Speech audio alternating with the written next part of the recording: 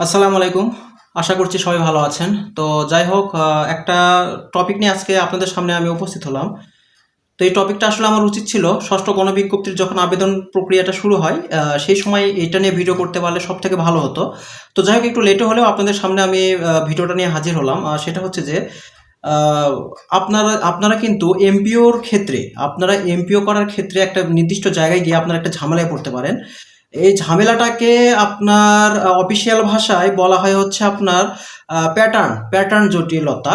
এই প্যাটার্ন জটিলতা কাটানোর কিছু উপায়ও আছে। তো উপায় আছে বলতে এখন উপায় আছে কিনা জানি না, তবে এটা যেটা শুরুতে আমি বললাম যে ভিডিওটা আসলে আমার এখন করাটা কতখানি উচিত হচ্ছে আমি জানি না। এটা আগে করতে পারলে আপনাদের জন্য সুবিধা হতো। অর্থাৎ এই বিষয়টা কখন ঘটে, যখন আপনি ধরেন ধরেন আমি একটা উদাহরণ দিই। ধরেন আপনি গণিতেরই একটা টিচার বা ইংলিশের একটা টিচার বা যে কোনো সাবজেক্টের একটা টিচার হিসেবে আপনি নিয়োগটা নিতে যাচ্ছেন।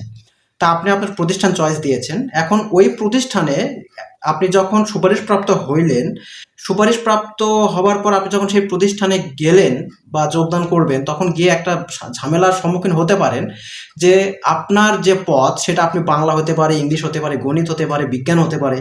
সেই পদে আগে থেকেই একজন টিচার বহাল তবিয়তে রয়েছে এবং তিনি সেখানে জব করতেছেন এবং সেই পদ আসলে ফাঁকা নয়।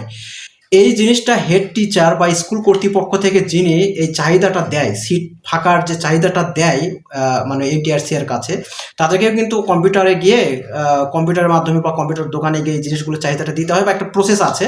তো এই ক্ষেত্রে দেখেন, আপনারা সবাই জানি যে অনেক সময় আমাদের বিশেষ করে এগুলো গ্রামের দিকে টিচারদের মাধ্যমে বেশি এটা হয়ে থাকে বা গ্রামের স্কুলগুলো থেকে। আমি কোনো মফস্বল এলাকার স্কুলগুলোকে আমি ছোট করছি না এটা বলার মাধ্যমে। কেউ দয়া করে আমার কথাটাকে একটু নেগেটিভলি নেবেন না।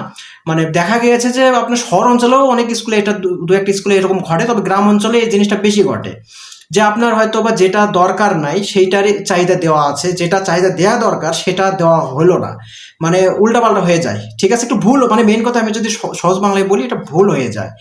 এই ভুলের কারণে আপনি হয়তো বা আপনার সাবজেক্টের ওখানে আপনার শূন্যপদ দেখাচ্ছে, কিন্তু আসলে না, ওখানে ওই টিচার আছে, হয়তো বা অন্য কোনো একটা সাবজেক্টে শূন্যপদ দেওয়া দরকার ছিল, কিন্তু ভুলে ভ্রান্তিতে বা বিভিন্ন কারণে ওইটা ভুল হয়ে যায়।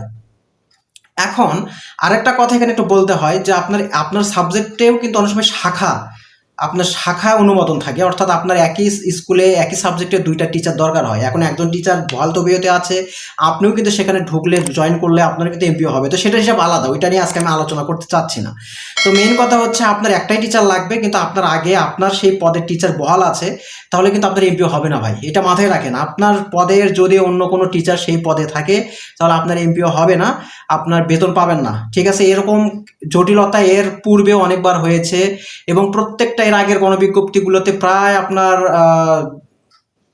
সঠিক সংখ্যাটা জানি না, তবে এই ঘটনাটা এরকমই হবে যে প্রায় 150-200 জনের মতন এরকম প্যাটার্ন জটিলতায় আপনারা পড়েছেন। আর এই যে সমস্যার কথা বললাম, এই সমস্যাটাকে বলা হয় প্যাটার্ন জটিলতা।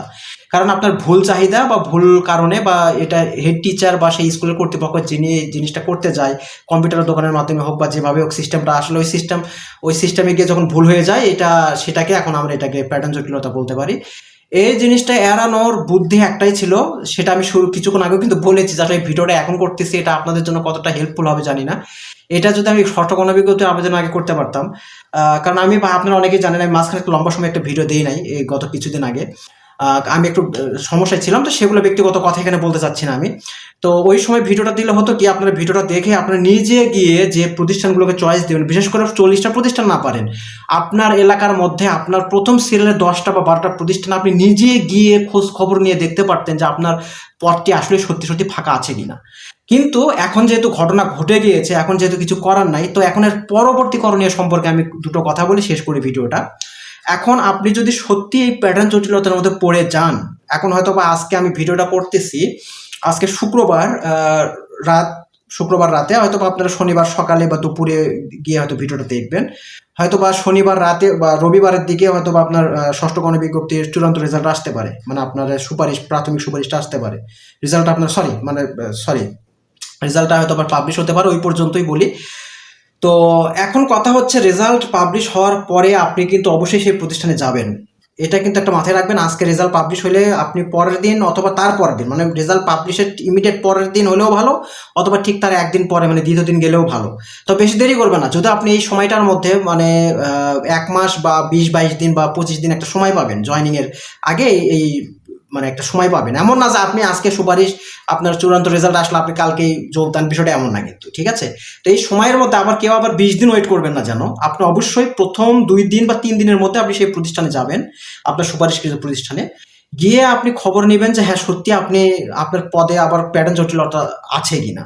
যদি থাকে সেই ক্ষেত্রে এখন আসলে তেমন কিছু করার নেই, ছোট্ট একটা করণীয় শুধুমাত্র আপনি একটা অভিযোগপত্র এনটিআরসি বরাবর দাখিল করবেন। সেক্ষেত্রে অবশ্যই সশরীরে গেলেই ভালো হয়। আমি বারবার একটা কথা বলি, এনটিআরসি এর কেস এবং ব্যাংকের ক্ষেত্রে এবং এনটিআরসি এর ক্ষেত্রে আপনারা সকল কিছু কাগজপত্র নিজে সশরীরে গিয়ে যে দিয়ে আসার চেষ্টা করবেন। এটা আমি এর আগে অনেক ভিডিওতে বলেছি। অথবা আপনি ডাকযোগে পাঠালেও কোনো ক্ষতি নাই, সমস্যা নাই, সেটা আপনার ব্যক্তিগত চয়েস। তবে আমার মনে হয় নিজে গিয়ে দেওয়াটা সব থেকে উত্তম। এই ক্ষেত্রে আপনি করবেন কি, একটা অভিযোগপত্র দিবেন যে আপনি যে প্রতিষ্ঠানে যোগদান করেছেন সেখানে প্যাটার্ন জটিলতা রয়েছে, এবং এই ক্ষেত্রে সেই প্রতিষ্ঠান প্রধান যিনি হেড টিচার তার সঙ্গে কথা বলবেন। এবং এই ক্ষেত্রে আমি শুনেছি অতীতের যে ঘটনাগুলো ঘটেছে সেখানে প্রত্যেকটা হেড টিচারে 2-1 জন, দেখেন প্রতি 100 জনে 1 জন বা 2 জন একটু রকচটা বা একটু অন্যরকম হইতে পারে, বাট মোটামুটি 95% টিচার, হেড টিচার বা 98 বা 99% হেড টিচার আপনাকে হেল্প করবে এই ক্ষেত্রে, কারণ ভুলটা তাদের। উনি করবে কি, ওনার একটা লেটার হেড যেটাকে আমরা বলি, মানে অফিসিয়াল ভাষায় লেটার হেড, অথবা আরেকটু সুন্দরভাবে বলে সেই স্কুলের বা সেই হেড টিচারের ব্যক্তিগত অথবা সেই স্কুলের আপনি একটা প্যাড মানে ওটাকে লেটার হেড বলা হয় আর কি অফিসিয়ালি।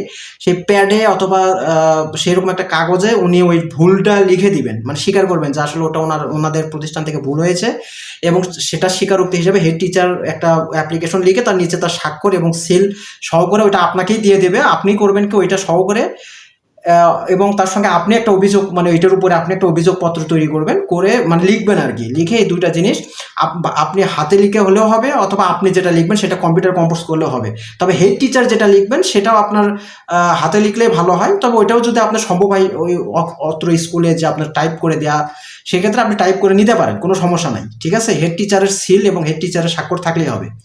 এখন এই জিনিসটা আপনি নিয়ে এনটিআরসিতে দিয়ে আসবেন। এতে করে আপনার ক্ষেত্রে যে ব্যাপারটা দাঁড়াবে, যদি আপনার তো ওখানে এমপি হবে না, মেইন কথা হচ্ছে আপনি তো ওখানে যোগদান করলেন ঠিক আছে, কিন্তু আপনি এমপি বেতন পাবেন না। তো এখন যে কাজটা হবে, এনটিআরসি করবে কি, পুরো কার্যক্রম শেষ হয়ে গেলে সবাই জয়েন করলে 2 থেকে 3 মাস পরে, তবে কারো কারো ক্ষেত্রে 1.5 মাসেও শুনেছি, 2 থেকে 1.5 মাস বা সর্বোচ্চ 3 মাসের মধ্যে আপনি যেখানে সুপারিশপ্রাপ্ত হয়েছিলেন তার আশেপাশে এলাকায়, বা মানে মেইন কথা উক্ত জেলা বা উপজেলা অথবা সেই বিভাগ বা তার আশেপাশে এলাকায় এনটিআরসি দেখবে যে কোনো সিট ফাঁকা আছে কিনা আপনার সাবজেক্টে, বা আপনাকে কোথাও ঢুকে দেওয়া যায়, জয়েন করানো যায় কিনা। এর ভিত্তিতে এনটিআরসি আপনাকে হয়তো বা 2-3 মাস পরে সেরকম একটা প্রতিষ্ঠানে আপনাকে কি বলা হয় সুপারিশ করবে ইনশাল্লাহ। তারপর আপনি আস্তে আস্তে সেই প্রতিষ্ঠানে গিয়ে আবার জয়েন করে জব করতে পারবেন। তো বিষয়টা কিন্তু আসলে খুব ভেজাল একটা বিষয়, তো এই জিনিসটা একটু মাথায় রাখবেন অবশ্যই। তো আমি দুঃখিত, আসলে ভিডিওটা আগে দেওয়া আমার উচিত ছিল। তো আজকের মতন এ পর্যন্তই, দেখা হবে নেক্সট কোনো একটি ভিডিওতে। সবাই ভালো থাকবেন, সুস্থ থাকবেন, আল্লাহ হাফেজ।